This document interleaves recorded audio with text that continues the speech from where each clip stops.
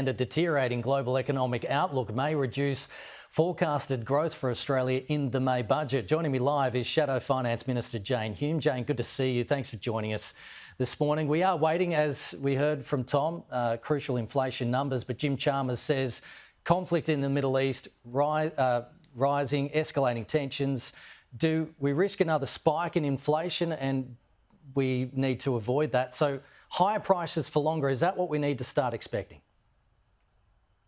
Well, certainly that's what Jim Chalmers will be telling you, because he seems to be very good at pointing the finger to any other factor other than his own economic management. The Coalition have been saying for the last 2 years now that the most important thing that this government can do is bring inflation under control, because that is the only way that we're going to be able to address the cost of living crisis that's facing all Australians right now. And the only way that he can do that is to maintain his own fiscal discipline, rein in that Labor urge to spend more and more, which keeps pushing up that homegrown component of inflation. And let's not forget that economists out there, while they may be pointing to overseas factors, are saying that our inflation crisis in Australia is homegrown. That's why we're not seeing inflation come back to band now until potentially 2026. That's 2 years later than Labor were originally forecasting when they came to government.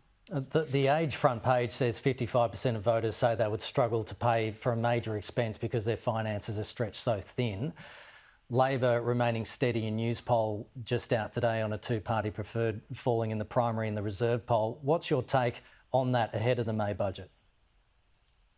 Well, I'm not going to comment on the details of polls. Obviously, the only poll that matters is the one on election day. But what that data is telling us is that the cost of living crisis in Australia is really beginning to bite, and people are now saying, in fact, one of the data points in that Resolve poll was that a quarter of respondents said that the best way that the government could help them is to get inflation and interest rates under control. 1/4 of respondents.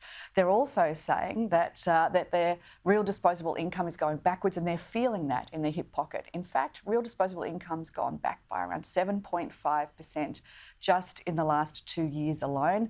And that's from a combination of high inflation, high interest rates, and higher taxes too.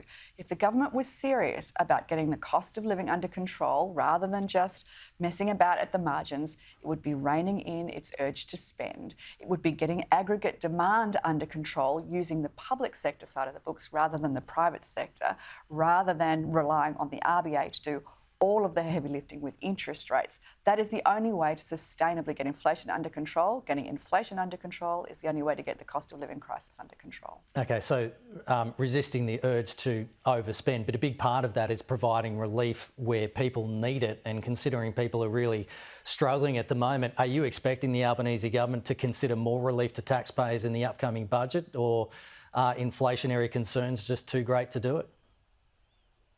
I think they've already flagged that they are going to, this is going to be a typical Labor big spending budget. That already seems to be on the cards. We would be urging the government to resist that temptation, however, because that's simply going to make the problem worse. Anthony Albanese himself has already said that everything that they have done to alleviate the cost of living in the past has been ineffective, which was why he then went to going back on the promise of maintaining the stage 3 tax cuts. Quite frankly, all of those efforts have not played out particularly well for Anthony Albanese or the Labor government, which has demonstrated this natural tendency to go back to what it knows, which is high tax, high spend and an inflationary budget. We would be urging the government to go in a very different direction indeed. Senator, thanks for your time this morning. Appreciate it. Good to be with you, Kenny.